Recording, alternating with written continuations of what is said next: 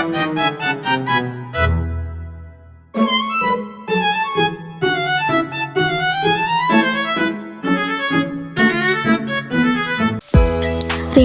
bab 3, nasionalisme dan jati diri bangsa. A. Penjelajahan samudra, kolonialisme, dan imperialisme di Indonesia. 1. Pengaruh kondisi geografis terhadap penjelajahan samudra. Kekayaan alam atau rempah-rempah. Rempah-rempah bagi bangsa Eropa dapat digunakan untuk mengawetkan makanan, bumbu masakan, dan obat-obatan. Motivasi 3G, gold, gospel, glory. Gold artinya emas, glory bermakna kejayaan bangsa. Gospel adalah keinginan bangsa barat untuk menyebarluaskan agama Nasrani. Revolusi industri, pergantian atau perubahan secara menyeluruh dalam memproduksi barang dari sebelumnya menggunakan tenaga hewan atau manusia menjadi tenaga mesin. 2. Kehidupan masyarakat di Indonesia pada masa kolonialisme dan imperialisme. A. Kedatangan bangsa barat di Indonesia. Para penjelajah dari Portugis. 1. Bartolomeu Dias. 2. Vasco da Gama. 3. Alfonso de Albuquerque. Para penjelajah samudra dari Spanyol. 1. Christopher Columbus. 2. Ferdinand Magellan atau Magellan. Para penjelajah samudra dari Portugis. 1. Sir Francis Drake. 2. Pilgrim Fathers. 3. Sir James Lancaster dan George Raymond. 4. Sir Henry Middleton. 5. William Dampier. 6. James Cook. Para penjelajah samudra dari Belanda. 1. Barents. 2. Cornelis de Houtman. 3. Abel Tasman. B. Terbentuknya kekuasaan kolonial di Indonesia. 1. Kongsi dagang atau VOC. Kewenangan atau hak-hak VOC adalah A. Melakukan peperangan. B. Mengangkat pegawai sendiri. C. Memerintah di negeri jajahan. 2. Pengaruh monopoli perdagangan. Monopoli perdagangan di Indonesia sangat berpengaruh terhadap kehidupan rakyat Indonesia. Rakyat terpaksa menjual hasil bumi ke VOC. 3. Pengaruh kebijakan kerja paksa. Jalan Anyar Panarukan merupakan salah satu hasil kerja paksa pada masa pemerintahan Dendles. 4. Pengaruh sistem tanam paksa. 1. Waktu untuk kerja wajib melebihi dari 66 hari dan tanpa imbalan. 2. Tanah yang digunakan untuk tanaman wajib tetap kena pajakan. C. Perlawanan terhadap persekutuan dagang. 1. Tahun 1529 perlawanan Sultan Ba'abullah. 2. Tahun 1907 sampai 1639 perlawanan rakyat Aceh. 3. Tahun 1628 serangan Mataram ke Batavia. 4. Tahun 1666 perlawanan Sultan Hasanuddin. D. Perlawanan terhadap pemerintahan Hindia Belanda. 1. Perang Paderi di Sumatera Barat atau 1821 sampai 1838. 2. Perang Aceh. 3. Perang Diponegoro atau 1825 sampai 1830. E. Masa pendudukan Jepang. Jepang melakukan beberapa kebijakan, yaitu membentuk organisasi sosial, membentuk organisasi militer, Romusa, dan eksploitasi kekayaan alam. 3. Perubahan masyarakat akibat penjajahan bangsa Barat dan penduduk Jepang. Dampak penduduk Jepang bagi masyarakat Indonesia. A. Bidang ekonomi. Aktivitas perekonomian bangsa Indonesia dipegang oleh pemerintahan Jepang. B. Bidang politik. Organisasi politik tidak berkembang secara bebas. Organisasi politik diatur oleh pemerintah Jepang. C. Bidang sosial. Ditandai dengan pengerahan tenaga kerja seperti Kinrohoshi, Romusa, dan Romu Kyokai. D. Bidang pemerintahan. Kekuasaan Jepang atas wilayah Indonesia dipegang oleh kalangan militer Rikugun dan Kaigun. Bidang militer. Para pemuda Indonesia diberi pendidikan militer seperti Beta dan Heiho. Bidang pendidikan. Dikenalkan bahasa Jepang, pendirian sekolah Jepang yang terbuka bagi rakyat Indonesia.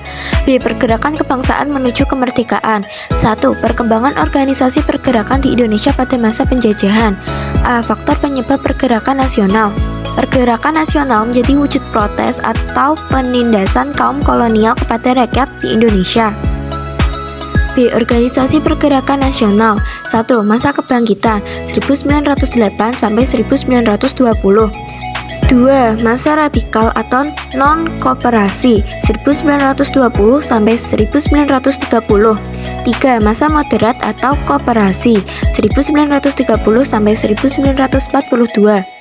Organisasi masa kebangkitan nasional yaitu Budi Utomo, Sarekat Islam, Indische Partij 1912, dan ISDV 1914. Organisasi masa radikal yaitu Indische Vereniging, Kongres SI dan Muhammadiyah di Yogyakarta 1921.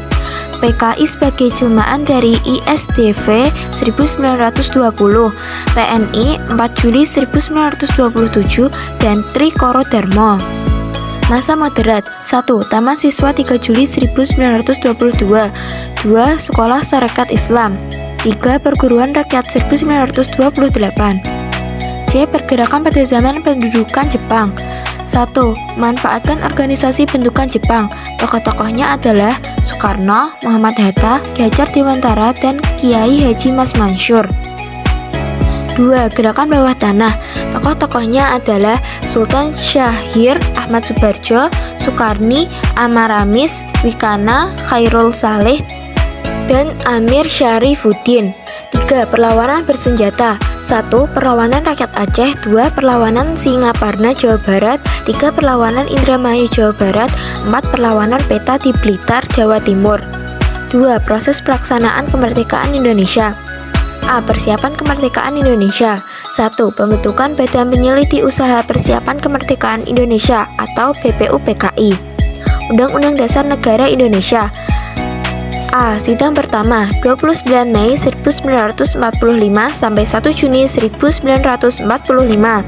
B. Sidang kedua 10 Juli 1945 sampai 17 Juli 1945. 2. Pembentukan Panitia Persiapan Kemerdekaan Indonesia atau PPKI. 3. Peristiwa Rengas Dengklok. 4. Perumusan teks proklamasi kemerdekaan Indonesia. B. Pelaksanaan proklamasi kemerdekaan. Upacara proklamasi dilaksanakan pada hari Jumat 17 Agustus 1945, tepat pada pukul 10.00 waktu Jawa, saat ini waktu Indonesia Barat. Bendera pusaka dijahit oleh Fatmawati atau istri Soekarno. Teks proklamasi diketik oleh Sayuti Malik. Upacara dilakukan di Rumah Soekarno, Jalan Pegangsaan Timur nomor 56, Jakarta. Seluruh alat komunikasi dipergunakan. Penyebaran berita proklamasi tidak terbatas. C. Pemerataan pembangunan.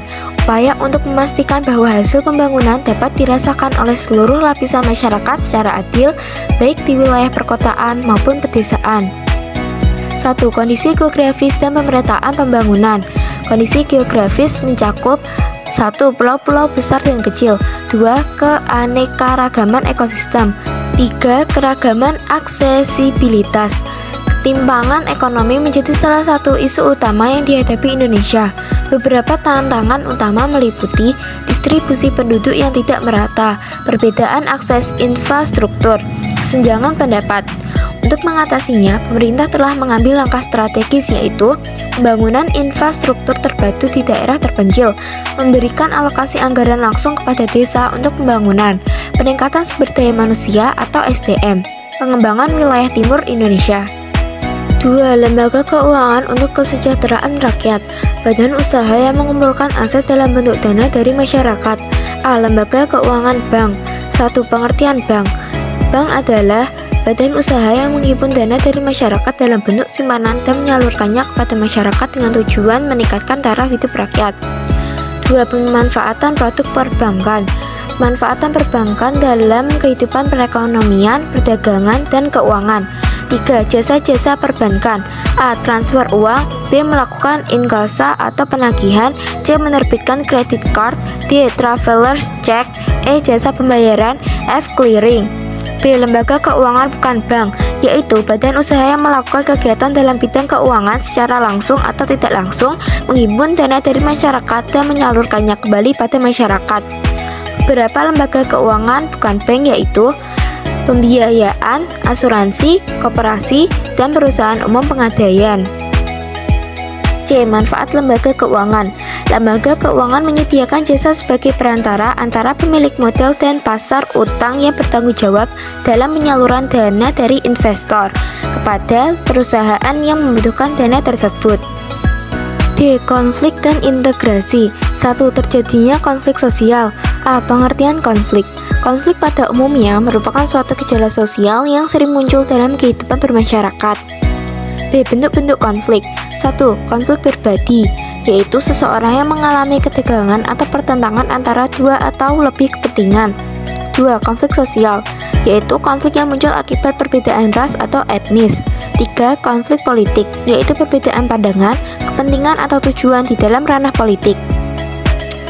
C. Jenis-jenis konflik. 1. Berdasarkan pihak yang terlibat. Konflik dalam individu, antar individu dan kelompok, antar kelompok, antar organisasi, antar individu dalam organisasi berbeda, dan konflik antar generasi. 2. Berdasarkan fungsi dalam berorganisasi, yaitu konflik konstruktif dan konflik destruktif. 3. Berdasarkan posisi dalam organisasi, yaitu konflik vertikal, konflik horizontal, dan konflik garis staf. 4. Berdasarkan dampak yang ditimbulkan, konflik fungsional dan konflik disfungsional. 5. Berdasarkan sumber konflik, konflik tujuan, konflik peranan, konflik nilai, dan konflik kebijakan. 6. Berdasarkan bentuk konflik, konflik realistis dan konflik non-realistis. D. Faktor-faktor penyebab konflik. 1. Perbedaan individu. 2. Perbedaan latar belakang kebudayaan. 3. Perbedaan kepentingan. 4. Perubahan-perubahan nilai yang cepat. 2. Dampak dan penanganan konflik sosial. A. Dampak konflik sosial. 1. Meningkatkan solidaritas antar kelompok.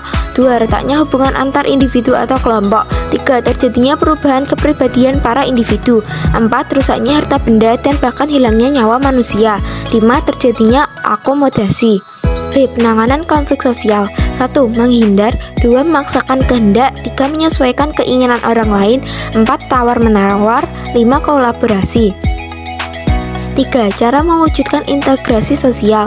A. Pengertian integrasi sosial.